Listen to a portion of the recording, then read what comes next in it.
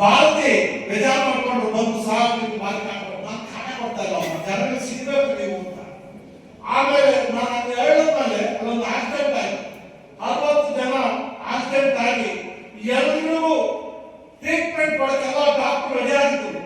ಅಮ್ಮ ಮತ್ತೆ ಬಂದೇಳು ಸರ್ ನಾನು ಸ್ವಲ್ಪ ಬೇಜಾರಾಯ್ತು ಫಸ್ಟು, ಆದ್ರೆ ಇವಾಗ ನನಗೆ ಒಳ್ಳೆ ಸಿಗೋದು ಸರ್ ಬಂಗಾರಪೇಟೆಯಲ್ಲಿ ಎಲ್ಲರೂ ಡಾಕ್ಟರ್ ಇದ್ರು ಸರ್, ಒಬ್ಬರು ಸಹಾಯಕ್ಕೆ ನಾವು ಬಿಟ್ಟಿಲ್ಲ ಅಂತ. ಯಾಕೆ ಅಧಿಕಾರಿಗಳು ಇರ್ಬೇಕು ಅಂತೀನಿ. ಮುಳುಗಾಲದಲ್ಲಿ ಗೊತ್ತಿಲ್ಲ, DHO ಬೆಂಗಳೂರಿನ ಬರೋರು ನಮ್ಮ DDL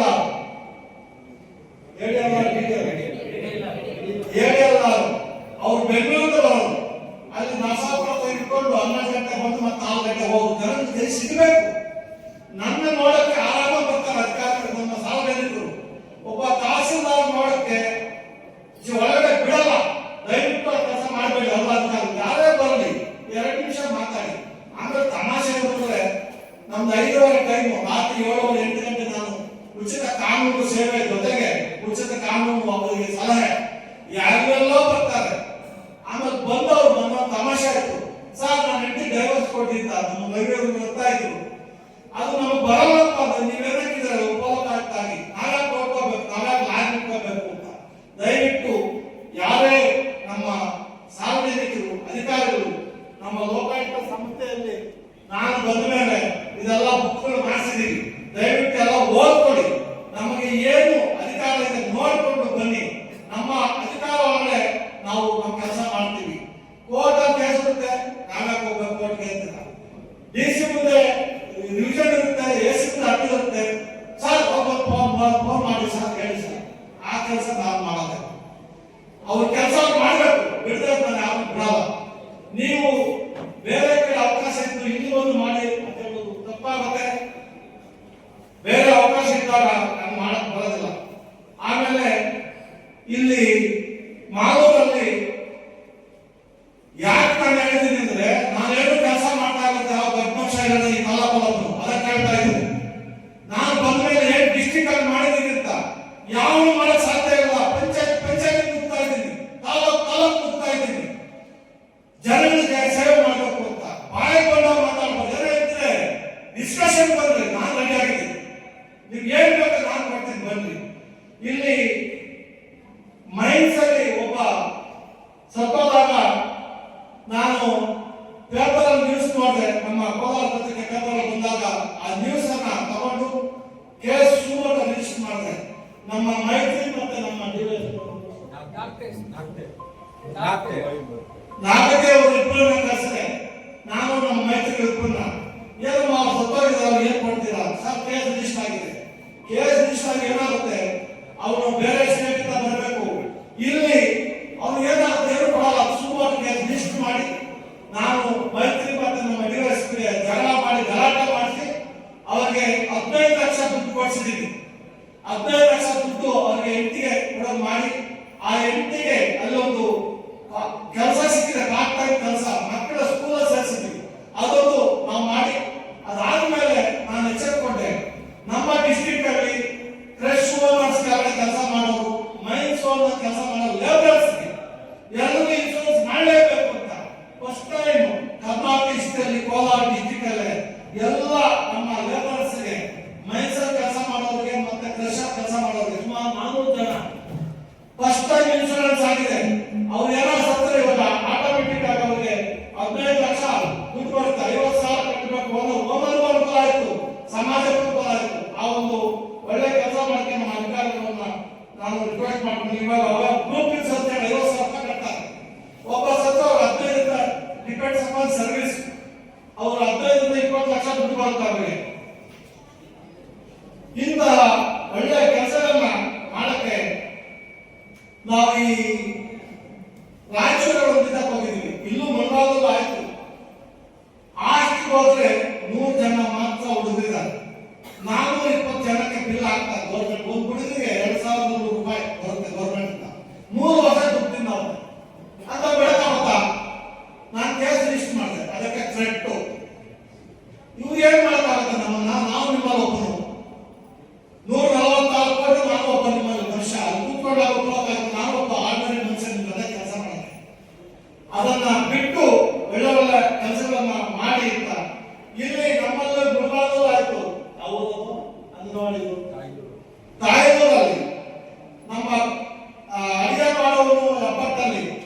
ಆಗ್ತಾನೆ, 22 ಜನಕ್ಕೆ ಇನ್ನೊಬ್ರು ಕಾವಲಾಳ ಆಗ್ತಾನೆ. ಇದೆಲ್ಲ ನಾನು ಸಹಿಸಲ್ಲ ಸರ್. ಅಲ್ಲಿ ಮಕ್ಕಳಿಲ್ಲ, 22 ಜನಕ್ಕೆ ಮಕ್ಕಳು ಕೊಡೋದು, ದುಡ್ಡು ತಗೊಳ್ಳೋದು, ಗೌರ್ಮೆಂಟ್ ಅನ್ಯಾಯ ಮಾಡೋದು, ಈ ತರ ಅಧಿಕಾರ ನಾನು ಸಹಿಸಲ್ಲ. ಆಸ್ಪತ್ರೆಗಳಿಗೆ ನಾನು ಚಿಂತಾಮಣಿಗೆ ಹೋದಾಗ ಒಬ್ಬ ಡಾಕ್ಟ್ರು ದಿನಕ್ಕೆ ಒಂದು 20 ಜನಕ್ಕೆ ಬರ್ಕೊಡ್ತಾರೆ. ಅಂದ್ರೆ ಪರ್ ಡೇ 20,000 ರೂಪಾಯಿ ಅವನಿಗೆ ಪ್ರೈವೇಟ್ ಕ್ಲಿನಿಕ್ ಅನುಕೂಲ ಆಗುತ್ತೆ. ತಿಂಗಳಿಗೆ ಎಷ್ಟಾಯ್ತು? 6 ಲಕ್ಷ. ಇಂತಹ ಇವರನ್ನ ಮರಗಟ್ಟಬೇಕು. ನಾನು DHO ಕಳಿಸಿ DHO ಸ್ಟ್ರಾಂಗ್ ಆಗಿ ನಾನೇ ಜೊತೆಗೆ ಮಾಡಿ ಅಂತ ಇವೆಲ್ಲ ನಿಲ್ಲಿಸಿದ್ದೀನಿ. ಅದಕ್ಕೆ ಒಂದು ಸರ್ಕಾರ ಶುರು ಮಾಡಿಸಿದ್ದೀವಿ. ಯಾರೇ ಆಸ್ಪತ್ರೆಯಲ್ಲಿ ಏನೇ ಪ್ರಾಬ್ಲಮ್ ಆದರೂ ಗವರ್ಮೆಂಟ್ ದುಡ್ಡು ಕೊಡುತ್ತೆ. ಪರ್ ಡೇ ತಾಲೂಕು ಆಸ್ಪತ್ರೆಯಲ್ಲಿ 10,000 ರೂಪಾಯಿ ಕೊಡುತ್ತೆ, ಡಿಸ್ಟ್ರಿಕ್ಟ್ ಆಸ್ಪತ್ರೆ 25,000 ರೂಪಾಯಿ ಕೊಡುತ್ತೆ. ನಾವು ಯಾರಾದ್ರೂ ಸಾರ್ವಜನಿಕ ಆಸ್ಪತ್ರೆ ಹೋದಾಗ ಮೆಡಿಸಿನ್ ಇಲ್ಲ ಅಂದ್ರೆ ಆಚೆ ಬರ್ಕೊಳ್ಳೋದಿಲ್ಲ, ಅವರೇ ಒಳ್ಳೆ ತರಿಸ್ಕೊಡ್ಬೇಕು. ಆ ತರ ಸರ್ಕಾರ ಶುರು ಮಾಡ್ತಿದ್ದೀನಿ. ಆಮೇಲೆ ಈ ಫೇಕ್ ಡಾಕ್ಟರ್ಸ್ ಭಾರಿ ಪ್ರಾಬ್ಲಮ್ ಇರುತ್ತೆ ಎಲ್ಲ ಕಡೆ. ಫೇಕ್ ಡಾಕ್ಟರ್ಸ್ ನಾವು ಬಂದ ಮೇಲೆ ಅಂತ ಫೇಕ್ ಡಾಕ್ಟರ್ ಸುಮಾರು ನಮ್ಮ ಡಿಸ್ಟ್ರಿಕ್ಟ್ ಅಲ್ಲಿ ತೋರಿಸ್ಬಿಟ್ಟಿದ್ದೀವಿ. ಅವರಿಂದ ಸುಮಾರು ಜನ ಸತ್ತೋಗೋರು, ಅನ್ಯಾಯ ಸತ್ತೋಗ್ತಾ ಇದ್ರು. ಆ ಫೇಕ್ ಡಾಕ್ಟರ್ಸ್ ಅನ್ನ ಕಂಟ್ರೋಲ್ ಮಾಡಿದ್ದೀನಿ. ನೀವು ಟೈಮ್ಗೆ BEO ನಮ್ಮ ಟೀಚರ್ಸ್ ಅಕ್ಕಪಕ್ಕ ಊರಲ್ಲಿ ಸ್ಕೂಲ್ ಇದ್ರೆ ಅಟೆಂಡೆನ್ಸ್ ಹಾಕ್ಬಿಟ್ಟು ವ್ಯವಸಾಯಕ್ಕೆ ಹೋಗ್ಬಿಡೋದು, ಇಲ್ಲ ಈ ಬಡ್ಡಿ ಹಾಕ್ಬೇಕು. ಇದೆಲ್ಲ ಆಗ್ಬಾರ್ದು ಅಂತ BEO ಸರ್ಕಾರ ಶುರು ಮಾಡಿಸಿದ್ವಿ. ಜೊತೆಗೆ ನಮ್ಮ ಪ್ರೈವೇಟ್ ಇದಾರಲ್ಲ, ಇದು ಒಂದು ದೊಡ್ಡ ಆಘಾತ ನನಗೆ. ನಮ್ಮ ತಾಲೂಕಲ್ಲಿ 24-25 ಪಂಚಾಯತ್ ಮಾಡಿದ್ದೀನಿ.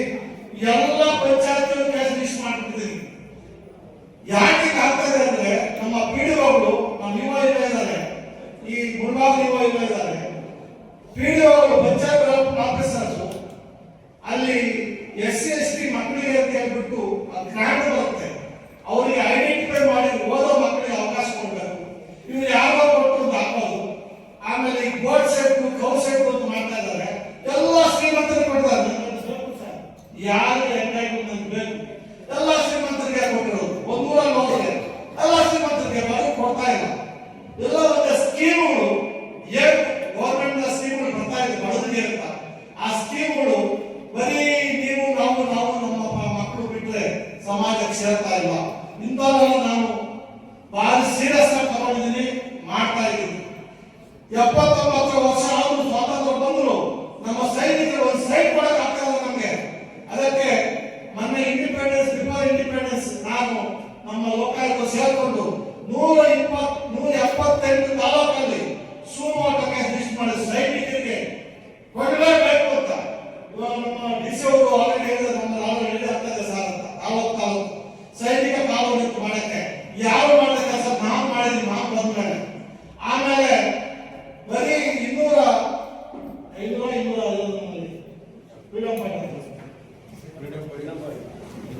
ಇಲ್ಲಿ ಜಾಸ್ತಿ ಇದ್ದಾರೆ. ನಾನು ಫ್ರೀಡಮ್ ಫೈಟರ್ಸ್ 150 ಜನ ಎಂಟೈರ್ ಕರ್ನಾಟಕದಲ್ಲಿ ಬಹಳ ಸ್ವತಂತ್ರ ಹೋರಾಟದಂತ ಫ್ರೀಡಮ್ ಫೈಟರ್ಸ್ ಅಂದ್ರೆ ಅವರು 95-100 ವರ್ಷ ಆಗಿದ್ದಾರೆ. ಅವರೆಲ್ಲ ಸತ್ತಿದ್ದಾರೆ. ಕೆಲವರು ಡಿಪೆಂಡೆಂಟ್ಸ್ ಹಿಂದಿದ್ದಾರೆ. ಅವರಿಗೆ ಪೆನ್ಷನ್ ಕೊಡಕ್ಕೆ ತೊಂದರೆ ಮಾಡ್ತಾ ಇದ್ರು. ಇದಕ್ಕೆಲ್ಲ ಒಂದು ಕಡೆಯನ್ನು ಹಾಕಬೇಕು ಅಂತ ಹೇಳಿ ನಾನು ಎಂಟೈರ್ ಸ್ಟೇಟ್ ಅನ್ನ ಸುಮೋಟೋ ರಿಜಿಸ್ಟರ್ ಮಾಡಿ ಫ್ರೀಡಮ್ ಫೈಟರ್ಸ್ ಸೈನಿಕರು ಬಿಟ್ಟು ಫ್ರೀಡಮ್ ಫೈಟರ್ಸ್ ರಿಜಿಸ್ಟರ್ ಮಾಡಿದ್ವಿ. ಅದಲ್ಲದೆ ನಾನು 3 ಹೋದಾಗ ಆಟೋ ಆಫೀಸ್ಗಳಲ್ಲಿ ಎಲ್ಲಿ ನೋಡಿದ್ರು ನನಗೆ ನಾ ಬೆಂಗಳೂರಲ್ಲಿ ಕಸ್ತೂರಿ ಹೇಳಿದೆ 82 ಏನು ಆಸ್ತಿಗಳು ಎದುರುಗಡೆ ಶಾಪ ಸಿಗ್ತವೆ, 48 DL ಎದುರು ಶಾಪ ಸಿಗ್ತವೆ. ಕೇಸ್ ಲಿಸ್ಟ್ ಮಾಡಿದೀವಿ. ಯಾಕಂದ್ರೆ ಆಗ್ತಾ ಇದೆ ಅಂದ್ರೆ ಆ ಕಾಲ ಮೇಲೆ 2,000, 3,000, 5,000 ಕಾಲ ಮೇಲೆ ಬಿಟ್ಟು ನಾನೆಲ್ಲ ಫೋಟೋ ಹಾಕಿ ನಿಮ್ಗೆಲ್ಲ ಕೊಡಿಸಿದೆ. ಫೋಟೋ ಜ್ವರ ಬಂತು. ಎಲ್ಲ ಒಂದು ಕಡೆ ಆಫೀಸ್ಗಳನ್ನ ಬಂಡವಾಳ ಮಾಡ್ತಾರೆ. ಅಧಿಕಾರಿಗಳು ಬಂದ್ರೆ ನಾವು ಲೈಸೆನ್ಸ್ ತಿಳ್ಕೊಂಡ್ರೆ ಅದು ಆಗಬಾರ್ದು. ಅದಕ್ಕೆ ಎಂಟೈರ್ ಸ್ಟೇಟ್ ಅಲ್ಲಿ ಇವಾಗ ಥ್ರೂ ಕಮಿಷನರ್ ಎಲ್ಲ ಸರ್ಕಾರ ಶುರು ಮಾಡಿದೀವಿ. ಕಂಪಲ್ಸರಿ ಎಲ್ಲ ಸ್ಕೂಲ್ ಬಸ್ಗಳು ಎಷ್ಟೋ FC ಇಲ್ಲ. ಬಳ್ಳಾರಿ ಹೋದಾಗ 250 FC ಇಲ್ಲ. ಆ ಮಕ್ಕಳು ಆಕ್ಸಿಡೆಂಟ್ ಆಗಿ ಅದು ಕೇಳೋದಿಲ್ಲ. ಆ ಥರವೆಲ್ಲ ಇವಾಗ ಕಂಟ್ರೋಲ್ ಆಗ್ತಾ ಇದೆ. ಜೊತೆಗೆ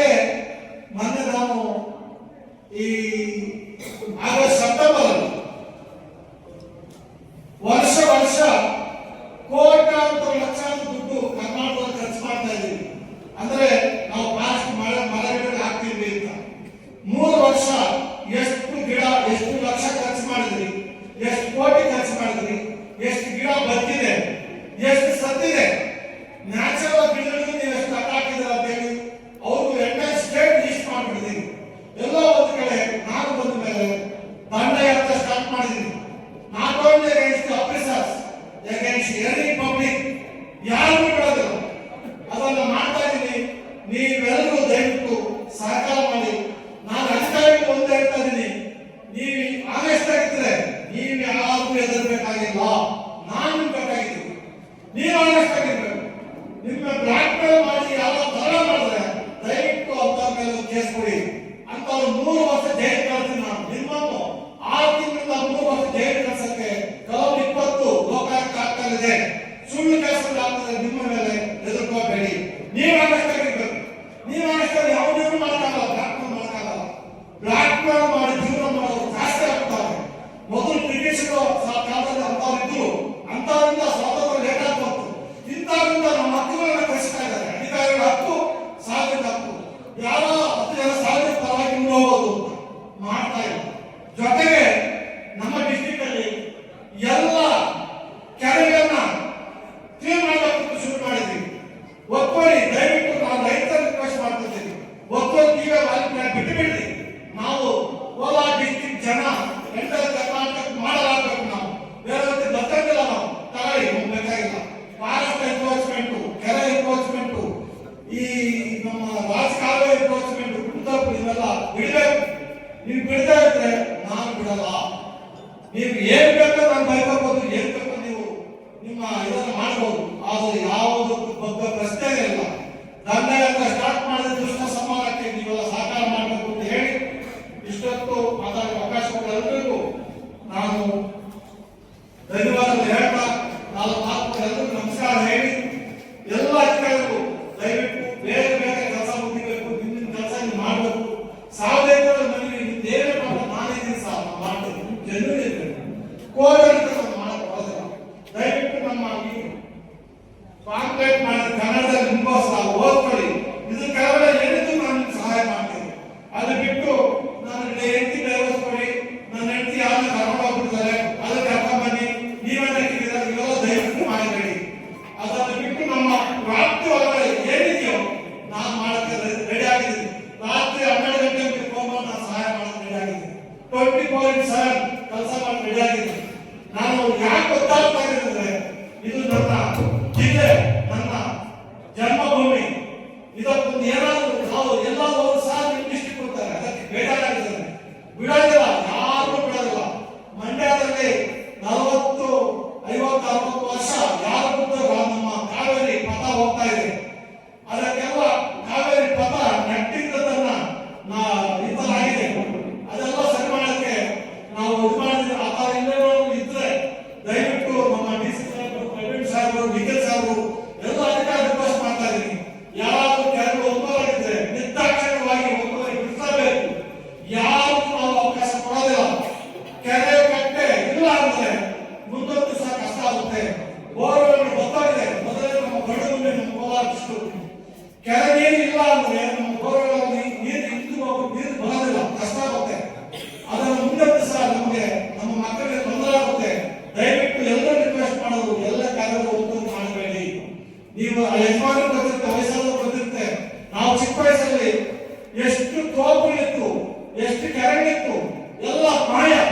ಇವತ್ತು ಎಲ್ಲ ಮಾಯ. ಎಲ್ಲ ಒಂದ್ ಕಡೆ ಪ್ರಾಣಿ ನಮ್ಮ ಮೇಲೆ ವಿರುದ್ಧ ಆಗಿದೆ, ನೇಚರ್ ವಿರುದ್ಧ ಆಗಿದೆ, ನಮ್ಮ ಪ್ರಕೃತಿ ವಿರುದ್ಧ ಆಗ್ತಾ ಇದೆ. ಪ್ರಕೃತಿನ ಹೊಡೆದು ನಾವು ನಾಶ ಮಾಡ್ತಾ ಇದೀವಿ. ಮುಂದೊಂದು ದಿವಸ ನಮ್ಗೆ ಏನು ಸಿಗಲ್ಲ. ನಾನು ಮಗು ಹೋದಾಗ ನೋಡಿದೆ, 300 ಅಡಿ ಒಳಗಡೆ ಹೋಗಿದೆ, ಬ್ಯಾಲೆನ್ಸ್ ಇಲ್ಲ. ಅದು ಗಡಿಗಾರಿಕೆ ಮಾಡಿಕೊಂಡು ಈ